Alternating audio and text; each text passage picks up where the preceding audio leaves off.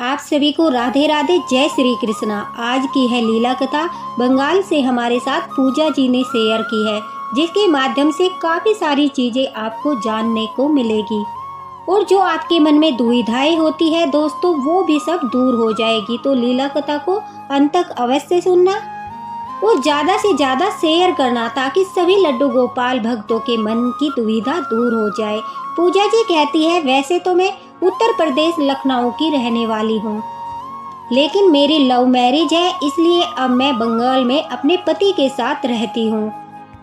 पूजा जी के घर वालों को इस रिश्ते से कोई ऐतराज नहीं था, इसलिए उन्होंने पूजा जी की खुशी के लिए उनकी शादी के लिए हाँ कर दिया। लेकिन पूजा जी कहती है कि मेरी सास जो है वो मुझे पसंद नहीं करती थी। वो चाहती थी कि उनके बेटे की शादी किसी बंगाली लड़की के साथ ही हो, जो उनके कल्चर को अच्छी तरह से निभाए, समझे और उन्हीं की तरह बातें करे। बहुत सारी इच्छाएं जो है उनके मन में थी। अब पूजा जी कहती है, लेकिन अपने बेटे की खुशी के लिए उन्होंने भी इस शादी के लिए हाँ कर दिया। अब पूजा जी जो है वो लड्डू गोपाल की सेवा करती थी। शादी से पहले अपने घर लड्डू गोपाल की सेवा करती थी और जब वह शादी होकर अपने ससुराल गई तो वो अपने लड्डू गोपाल को साथ लेकर गई। जब वह अपने लड्डू गोपाल को ससुराल में लेकर गई तो वहां उन्होंने देखा, पूजा जी कहती है, मेरी सासू माँ जो है वो दुर्गा माता की उपासना करती थी, उनकी सेवा करती थी। उनके घर के मंदिर में जो है दुर्गा माता ही विराजित थी और वो पूजा पाठ के नियमों को लेकर बहुत ज़्यादा कठोर थी। मतलब कि कोई भी नियम में चूक न हो जाए, जिसके कारण दुर्गा माता नाराज हो जाए, वो ऐसा कोई भी काम नहीं करना चाहती थी।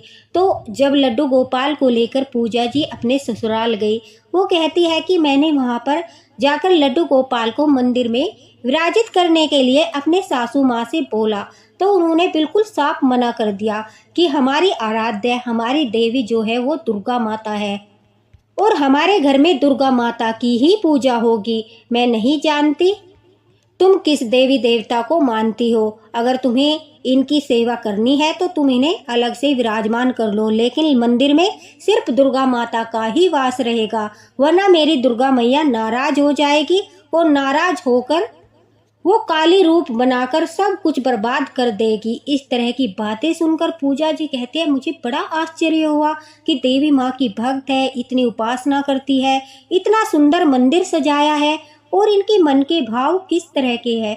क्या यह भगवान की शक्तियों में भी भेदभाव करती है? अरे लड्डू गोपाल भी तो श्री कृष्णा जी का ही रूप है, ठाकुर जी का ही रूप है, वो भी तो एक शक्ति है। और स्वयं राधा रानी ने लड्डू गोपाल जी को जो कोई भी पूजा करेगा, पूजेगा, उसे राधा रानी मनोवांछित फल प्रदान करेगी। यह रहस्य तो दोस्तों आपको भी पता होगा। जब श्री कृष्णा जी राधा रानी जी को छोड़कर मथुरा में गए थे तो तब राधा रानी ने लड्डू गोपाल की छवि को बनाकर कहा था, ये है मेरा लड्डू गोपाल। और श्री कृष्णा ने भी बड़े प्रसन्न होकर कहा था कि राधा ने जिस लड्डू गोपाल को बनाया है, जो भी उन लड्डू गोपाल की सेवा करेगा, मैं उस घर में हमेशा उसके साथ रहूंगा।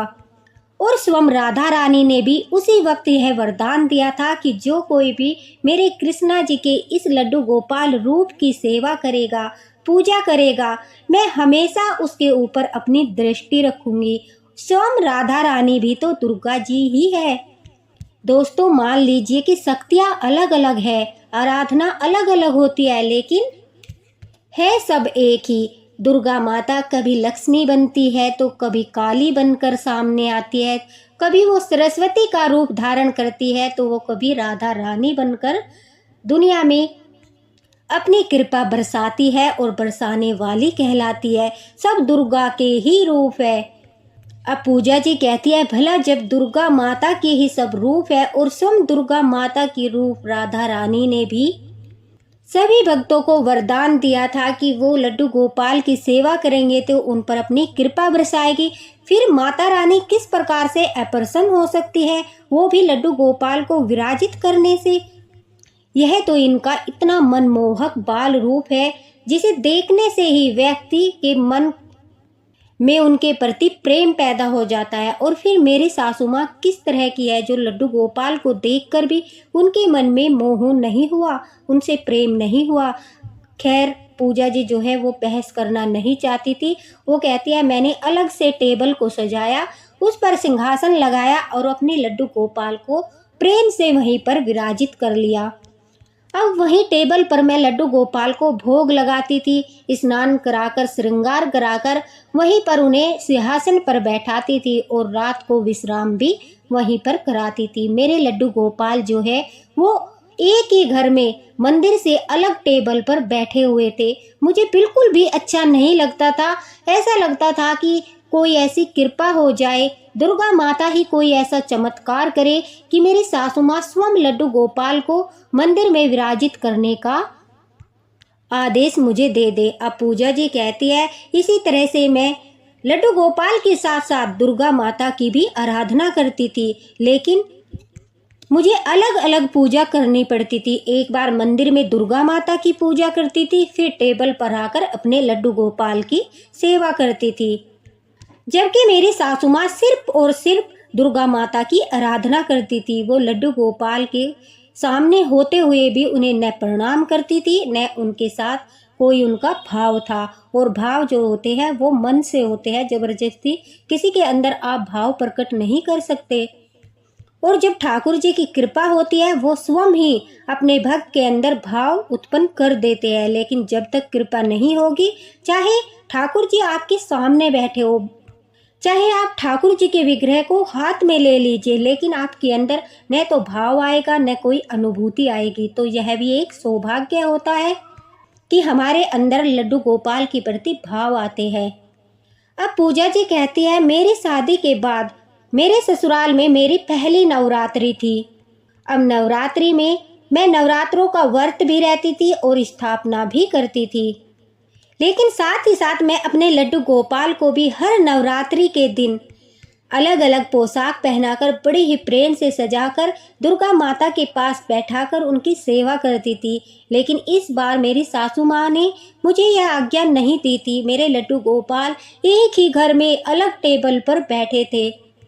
तो दोस्तों कहते हैं माता रानी भी जब भी प्रसन्न होती है, हमारे मन में सभी के धर्म के लिए प्रेम हो, सभी के देवी देवताओं सभी आराध्य के लिए पूरा भक्ति भाव हो, मन में कोई छल कपट न हो, तो माता रानी भी तभी प्रसन्न होती है। पूजा जी कहती है कि अचानक से मेरी सासू माँ की तबीयत बहुत ज़्यादा खराब हो गई। हर साल वो नवरात्रि पर बड़े जोरों शोरों से घट स्थापना करके नव दुर्गा शेरा वाली माँ की 9 दिनों तक बड़ी धूमधाम से सेवा करती थी। लेकिन इस बार उनकी तबीयत इतनी खराब हो गई कि उनके शरीर में बहुत ज़्यादा कमजोरी आ गई। तो उन्होंने विवश होकर मुझे कहा कि इस बार घट स्थापना, कलश स्थापना तुम कर दो और माता रानी का सुंदर सा श्रृंगार करके 9 दिन तक उनकी सेवा करना। इस बार मैं कमजोर हूँ, मेरा स्वास्थ्य ठीक नहीं है, शायद माता रानी भी तुमसे सेवा लेना चाहती है, लेकिन ध्यान रहे लड्डू गोपाल को नवरात्रि के दिनों में मंदिर में स्थापित मत करना, वरना माता रानी नाराज हो जाएगी। सिर्फ नवरात्रि के दिनों में तुम्हें दुर्गा माता की ही आराधना करनी है, उनकी ही उपासना करनी है और उनकी ही सेवा करनी है। यह मेरा कड़ा आदेश है। अब पूजा जी कहती है कि भला ऐसे कैसे हो सकता था कि मैं अपने लड्डू गोपाल की सेवा न करूं। अब पूजा जी कहती है कि मेरी सासू माँ मंदिर में प्रवेश नहीं करती थी क्योंकि उनका स्वास्थ्य ठीक नहीं था। तो इस वजह से वो इस बात में भी विचार करती थी कि जब स्वास्थ्य ठीक न हो तो मंदिर में प्रवेश नहीं करना चाहिए। तो मैंने इस बात का फायदा उठाया और नवरात्रि के दिनों में चुपके से अपने लड्डू गोपाल को भी मंदिर में ही विराजित कर दिया। अब मैं दुर्गा माता के साथ साथ लड्डू गोपाल की भी सेवा कर रही थी और मुझे वही फीलिंग आ रही थी जो मुझे अपने घर पर आती है। मैं बड़ा ही आनंद महसूस कर रही थी, मुझे अच्छा लग रहा था। ऐसा लग रहा था मानो स्वयं दुर्गा माता ने मुझे आदेश दिया हो कि मैं लड्डू गोपाल की सेवा उन्हीं के साथ उन्हीं के मंदिर में कर सकती हूँ। इसलिए मेरी सासू माँ की तबीयत खराब हुई। लेकिन पूजा जी कहती है कि अचानक से एक दिन मेरी सासू माँ ने टेबल पर यह देख लिया कि लड्डू गोपाल नहीं है और वह जोर जोर से चिल्लाकर मुझे आवाज लगाने लगी और कहने लगी, मुझे पता है तूने अपनी उस मूर्ति को मंदिर में ही रख दिया है और तूने यह घोर अनर्थ कर दिया। अब देखना, माता रानी नाराज हो जाएगी और नाराज होकर कुछ अनिष्ट होने वाला है। इतने सालों में पहली बार मेरे घर में ऐसा अनर्थ हुआ है कि दुर्गा माता के अलावा कोई और मूर्ति मंदिर में स्थापित की गई है। लोगों की मानसिकता अलग अलग प्रकार की होती है दोस्तों। वो सोचते हैं कि हम जिस देवी देवता की आराधना करते हैं, अगर उनके अलावा हम दूसरे देवी देवताओं को घर में विराजित करते हैं तो हमारे ऊपर संकट आता है या घर में उथल पुथल मच जाती है, जबकि ऐसा बिल्कुल नहीं है। अपनी आराध्य के साथ साथ हम बाकी देवी देवताओं की पूजा भी कर सकते हैं। हिंदू धर्म में इस बात की आज्ञा दी गई है कि हम सभी देवी देवताओं की पूजा कर सकते हैं। अब पूजा जी कहती है कि मेरी सासू माँ मुझे पहले ही पसंद नहीं करती थी। इस बात को लेकर उन्होंने और भी ज़्यादा झगड़ा कर दिया और मुझे कहा कि तुम अभी अपने लड्डू गोपाल को लेकर यहाँ से निकल जाओ। मुझे तुम पहले ही पसंद नहीं थी, लेकिन तुमने मेरे घर के नियमों को भंग किया है, जो मैं कभी भी बर्दाश्त नहीं करूँगी। तुम्हें अभी मेरे घर से जाना होगा। अब पूजा जी कहती है कि घर में सभी लोग मेरी सासू माँ की बात मानते थे, उनकी आज्ञा का कोई भी उल्लंघन नहीं करता था। मेरे पति ने भी मुझे कहा कि ऐसा करो, कुछ दिनों के लिए तुम मायके चली जाओ। अभी माँ नाराज है, जब उनका गुस्सा शांत हो जाएगा मैं उन्हें समझाऊंगा और तुम्हें वापस लेकर आऊंगा, लेकिन अभी झगड़ा बढ़ाने का कोई फायदा नहीं है। पूजा जी कहती है अपने पति से इस तरह की बातें सुनकर मेरा मन बहुत दुखी हुआ और मैंने फैसला किया कि जिस घर में मेरे लड्डू गोपाल का मान नहीं है, जिस घर में मेरे लड्डू गोपाल को सम्मान नहीं मिल सकता, जिस घर में मैं उनकी पूजा नहीं कर सकती, जहाँ पर कोई भी मेरा साथ देने वाला नहीं है, उस घर को मैं हमेशा हमेशा के लिए छोड़ दूंगी। और यही फैसला करके मैं लड्डू गोपाल को लेकर, पूजा जी कहती है, अपने मायके वापस आ गई। अब नवरात्रि के दिनों में मेरे सासू माँ ने लड्डू गोपाल को घर से बाहर निकाला था। अनिष्ट तो यह हुआ था, अनर्थ तो यह हुआ था, लेकिन वो समझ नहीं पाई क्योंकि वो अज्ञानी थी। पूजा जी कहती है जिस दिन मैं अपने मायके आई उस दिन तीसरा नवरात्रा था। माँ चंद्रघंटा का नवरात्रा था। अपने मायके आने के बाद मैं फूट फूट कर रोने लगी। मैंने लड्डू गोपाल से भी कहा, हे लड्डू गोपाल, ये कैसी लीला है तेरी भक्ति को लेकर मेरे साथ इतना बड़ा अन्याय हो रहा है। मुझे मेरे ही घर से निकाल दिया गया। मेरे पति जिनसे मैं इतना प्रेम करती थी, उन्होंने भी मेरे लिए कुछ नहीं किया और मुझे मायके भेज दिया। शायद यह मेरी परीक्षा है। तुम देखना चाहते थे कि मैं तुम्हारी आराधना छोड़ती हूँ या फिर उस घर को छोड़ती हूँ। तो ठीक है लड्डू गोपाल, मैं तुम्हारे लिए उस घर को ही त्यागती हूँ जहाँ पर तुम्हारा मान सम्मान नहीं है, क्योंकि मैं तुम्हारे बगैर बिल्कुल भी नहीं रह सकती। पूजा जी कहती है मैंने साथ ही साथ दुर्गा माता से भी प्रार्थना की कि हे माता रानी, आप तो सब कुछ जानती हो, फिर आप अपने भक्त का मार्गदर्शन क्यों नहीं करती? वो इतने दिनों से आपकी उपासना कर रही है, आपकी आराधना कर रही है, फिर आपने उनका मार्गदर्शन क्यों नहीं किया कि लड्डू गोपाल भी आप ही की शक्ति है और ठाकुर जी की सेवा करने से आप प्रसन्न होती हो, क्योंकि राधा रानी प्रसन्न होती है। अब पूजा जी कहती है कि नवरात्रि की अष्टमी के दिन मेरे हस्बैंड अचानक मुझे लेने आए और मुझसे माफ़ी मांगने लगे और बड़े आदर सम्मान के साथ मुझे मायके से ससुराल लेकर गए। मैंने रास्ते में काफ़ी बार उनसे पूछा कि अचानक से आप लोगों का विचार कैसे बदल गया। तभी उन्होंने कहा कि घर चलकर माँ ही तुमसे बात करेगी। जब मैं अपने ससुराल पहुँची तो पूजा जी कहती है वहाँ पर जाते ही मेरी सासू माँ ने हाथ जोड़कर मुझसे माफ़ी मांगी। मैं यह देखकर हैरान थी कि जिस औरत की घर में इतनी चलती हो और कोई इनकी बात का उल्लंघन न करता हो, वो मुझसे हाथ जोड़कर माफ़ी कैसे मांग रही है। मैंने इसका कारण उनसे पूछा। तभी उन्होंने कहा कि बहू, तुम्हारे जाने के बाद मुझे दुर्गा माता ने स्वप्न में दर्शन दिए और वो बहुत ही क्रोधित थी। मैंने देखा कि दुर्गा माता स्वयं चलकर हमारे घर आई। एक सुंदर सी औरत बड़ी सुंदर साड़ी पहनकर 16 श्रृंगार करके धीरे धीरे चल के हमारे घर की तरफ आ रही थी। उनके पैरों में मेहंदी लगी हुई थी। जहाँ भी उनके चरण पड़ रहे थे वहीं पर कमल खिल रहे थे।